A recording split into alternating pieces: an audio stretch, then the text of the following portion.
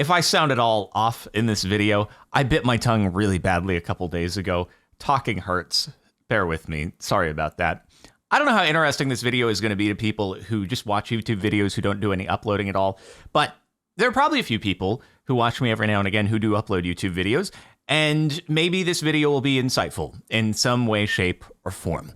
I'm sure most of you are familiar at this point that YouTube is going to start monetizing shorts on February 1st. For the most part, the reactions I've seen to this are very positive, and it's understandable. It's a massive step up to TikTok because TikTok, I guess they have this creator fund thing that gets you a few pennies every now and again, but this is actual monetization. And for people who have been making content on TikTok and haven't been making any money, this is like, hey, come over to YouTube. You've actually got a shot here. So I think if nothing else, it forces other platforms to kick their butts into gear, or they're going to lose market share to YouTube. Anyway, for anyone who's interested in the specifics as to how Shorts monetization is going to work, how the revenue gets distributed, I'd recommend just going over to the YouTube support page and reading through it because it gives a very good outline as to the whole thing.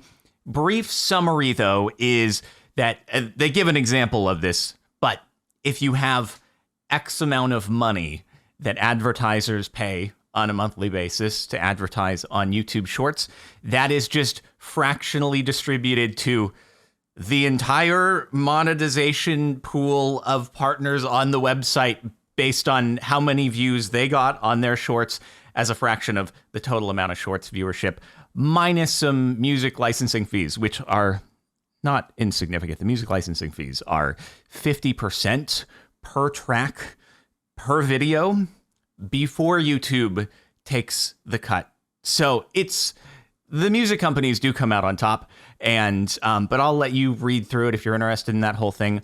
What I actually want to go into detail on here doesn't actually have much to do with how the YouTube Shorts monetization mechanics work and how the revenue gets distributed.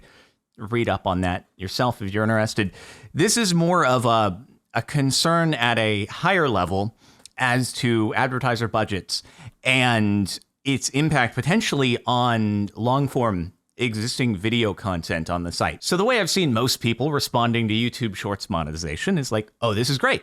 This is monetization in a place where it didn't exist previously, so it's only added benefit. But then I thought about it a bit more, and I realized there is a potential caveat.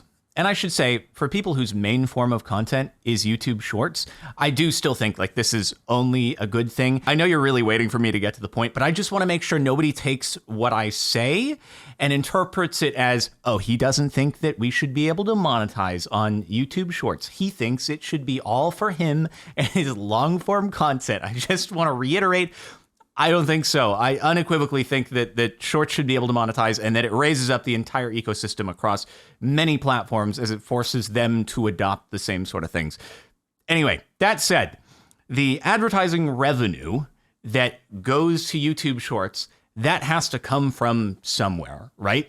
So an advertiser, when they go to YouTube and they decide they want to advertise, they can check a few boxes as to what formats they want to display. They can choose unskippable pre-rolls, skippable pre-rolls, banner ads on videos. And what's going to happen now that YouTube Shorts can monetize is there's going to be another checkbox, YouTube Shorts monetization. So the question really comes down to, how are advertisers going to allocate their ad budget? Now, Google would obviously love it if advertisers just said, hey, you know, last year we had a $100 million ad budget with you guys, and now because you've introduced YouTube Shorts, we'll just tack on an additional 25 million and just put it towards YouTube Shorts advertising. But is that a realistic expectation? Now, I'm not the chief marketing officer at a company that's going to be spending $100 million on ads in a year. Otherwise, I probably wouldn't be here making this video. I'd be running Disney or something like that. But if I were to try to put myself in the position of someone who is planning to advertise on YouTube, if I'm presented with this new option of an ad format, the way I'd personally go about it is I'd say, okay, we have X amount of budget that we're going to spend on advertising on YouTube this year. Why don't we take a small percentage of that and we'll test out YouTube Shorts? But it's going to be a small percentage of our existing ad budget. If I wanted to advertise quality content on YouTube in actual media instead of just in my videos, I would say, okay, well, I've got a budget of X thousands of dollars.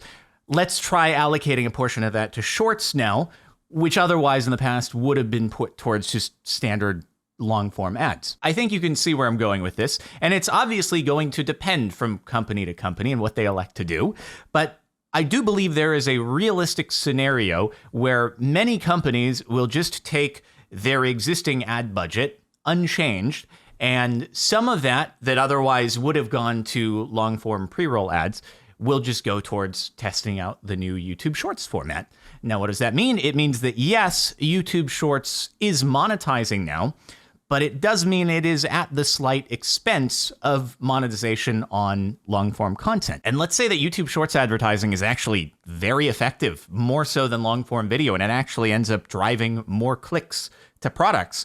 Well, at that point, advertisers are going to say, okay, well, let's take even more of a percentage of our ad budget and allocate it towards shorts because this is working really well for us, so we should spend in a place where it's going to yield better return. And it's never going to be that cut and dry. There are a lot of variables at play here, and it's going to be constantly in flux. But I'm just trying to illustrate that there is a scenario in which budgets are going to shift accordingly depending upon how certain types of ad media perform. So getting back to what this means for creators, it means that for people like me, whose main content is and has always been and will always be long-form content, that you may have viewed YouTube Shorts as, oh, it's this added benefit. I get a new place to monetize. But potentially, what it could end up being is just something that you would have to do if you want to continue to break even with what you were making previously.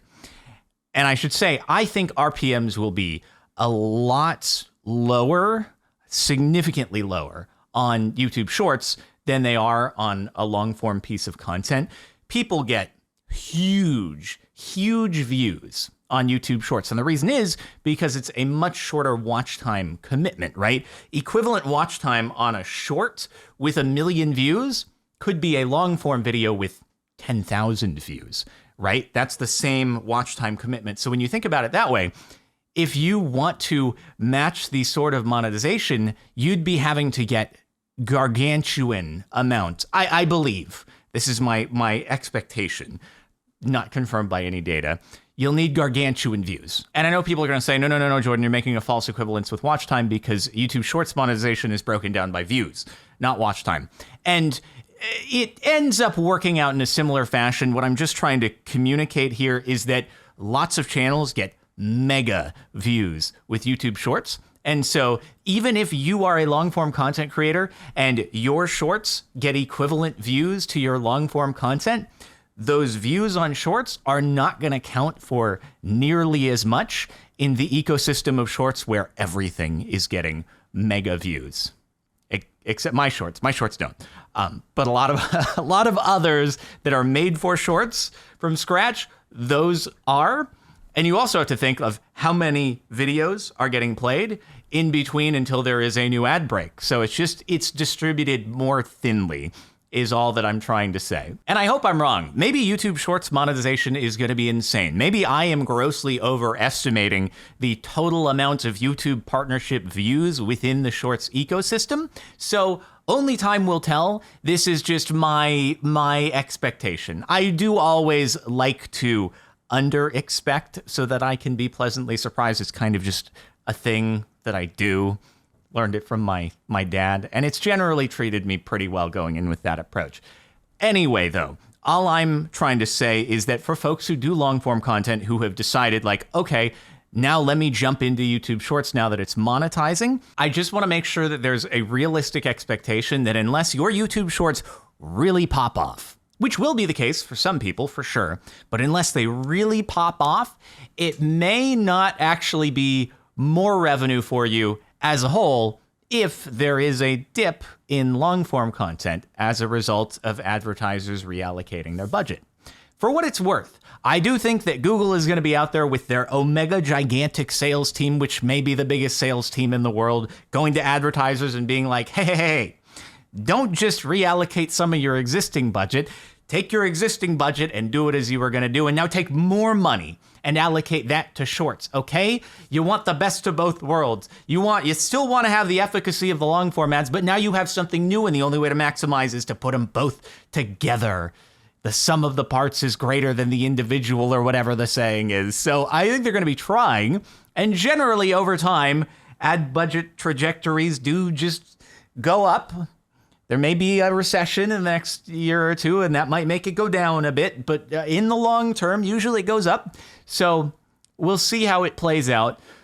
But I just want to manage people's expectations because I've seen a lot of exuberance, and I don't want people to be disappointed if it doesn't play out that way. Anyway, I think I've communicated what I wanted to, but let me reiterate, this is not me complaining that YouTube Shorts will be able to monetize or saying that it shouldn't.